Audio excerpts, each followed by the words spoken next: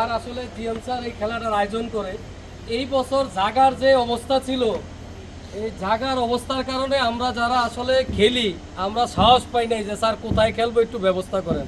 তো খুব কম সময়ের ভিতরে জিএম স্যার সবার আসলে খেলার জন্য এই ব্যবস্থাটা করছে। তো স্পেশালি আমাদের পক্ষ থেকে সবাই একটা হাততালি দিয়ে জিএম স্যারের জন্য।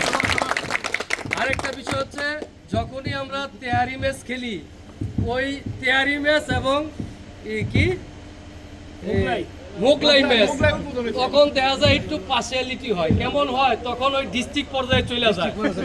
তো এখানে যারা আছি, ওই যে 4 জন খেলোয়াড় আছে, নেত্রকোনা আসলে একটা নাম দিছে, ঠিক আছে, তা আমরা সবাই মারমা পরিবার এবং খেলোয়াড়রা যে বুঝতে পারে সব দর্শক ভালো মাইরের জন্য হাততালি হয়েছে, কোনো ডিস্ট্রিক্টের জন্য হাততালি হয় নাই, ঠিক আছে।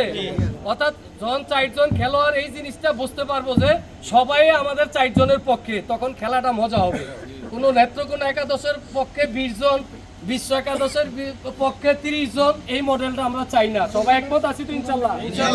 আর যে 4 জন 4 কোণা থাকবো রেফারি, এবং আমাদের যে প্রধান রেফারি আছে, প্রধান রেফারি আসলে দেখছি শুরু থেকে, আমি 15 বছর যাবত দেখতেছি প্রধান রেফারি আমাদের দিদার সাহেবের জন্য একটা হাততালি হোক।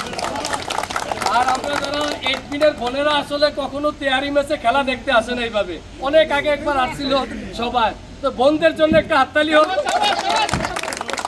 তাইলে আমরা সবাই একটা জায়গায় ঠিক থাকবো যে 4 জন খেলোয়াড় আমাদের মারবার খেলোয়াড়, আর আমরা সবাই মারবার, অর্থাৎ ভালো খেলার জন্য হাততালি হবে, কোনো খারাপ কথা আমরা উচ্চারণ করবো না ইনশাল্লাহ, ঠিক আছে তো?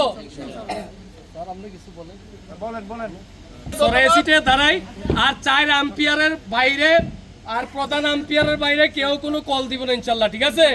এবং 5 জনের প্রতি সবাই যে মনে করে 5 জন নিরপেক্ষ আছে, দিদার সাহেব ক্লিয়ার?